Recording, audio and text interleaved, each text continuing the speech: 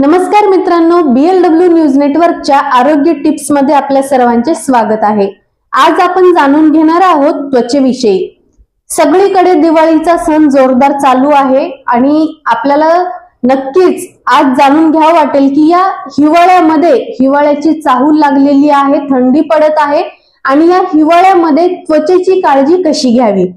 दिवाळीचा सण आहे आणि या दिवाळीच्या सणामध्ये एक परंपरा आहे अभ्यंग स्नानाची।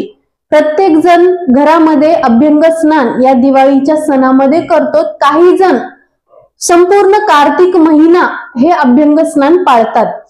प्रत्येकाच्या घरातली वेगवेगळी रीत, वेगवेगळी पद्धती आपल्याला माहिती आहे। तर या अभ्यंग स्नानाचं महत्त्व काय आहे? दिवाळीमध्ये सकाळी लवकर उठून प्रत्येक जण आपापल्या घरामध्ये हे अभ्यंग स्नान पार पाडत असतो।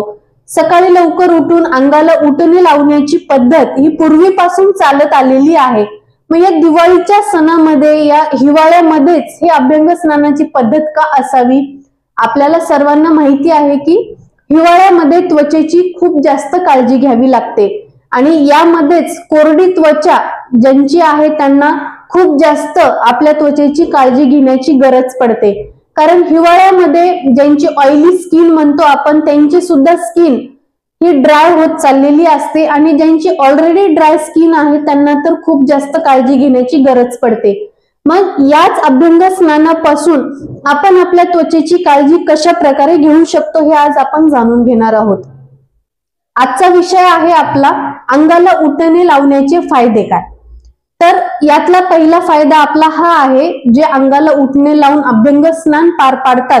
काही जण नक्कीच दिवाळीचे 5 दिवस करतात, परंतु नक्कीच आपण या उटण्याचे फायदे जाणून घेतल्यानंतर संपूर्ण हिवाळाभर सुद्धा आपण आपल्या त्वचेची काळजी खूप चांगल्या प्रकारे घेऊ शकतो।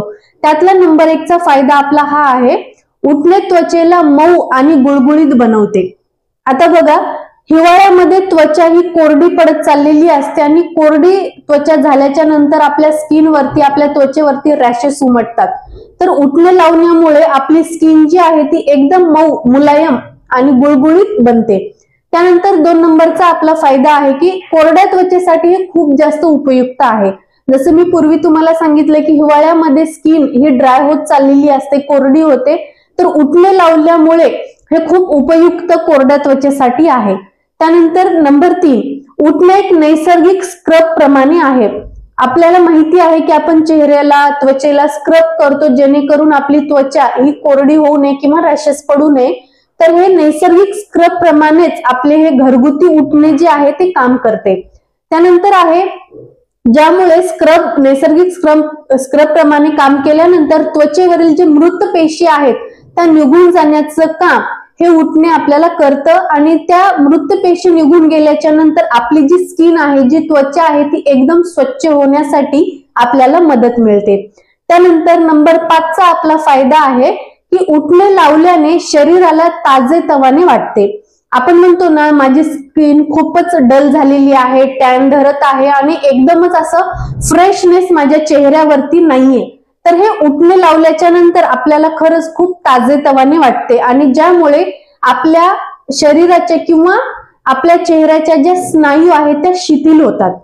म्हणजे आपण बघतो की फक्त दिवाळी सण आहे म्हणून आपण अभ्यंग स्नान करतो किंवा उटणे लावण्याची आपण परंपरा पार पाडतो, परंतु हेच घरगुती उटणे जे आहे ते आपल्या त्वचेला खूप चांगल्या प्रकारे काम करते, मदत करते। चेहरा आपला फ्रेश दिसतो, चेहऱ्यावरील जे डल स्किन आपण ज्याला म्हणतो ती निघून जाते आणि स्क्रब प्रमाणे काम केल्यामुळे जे डार्क सर्कल वगैरे आहेत ते सुद्धा निघून जाण्यास आपल्याला मदत होते।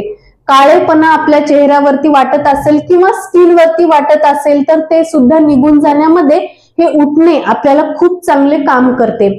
आपण म्हणतो की फेशियल करावे लागेल किंवा स्क्रब करावं लागेल किंवा आपल्याला मॉइश्चरायझरची गरज पडेल, परंतु दररोज जर आपण उटणे लावून आंघोळ जर केली तर आपल्याला साबणाची सुद्धा आवश्यकता पडत नाही आणि या हिवाळ्यामध्ये आपली स्किन, त्वचा जी आहे ती आपली खूप चांगल्या प्रकारे आपल्याला दिसेल।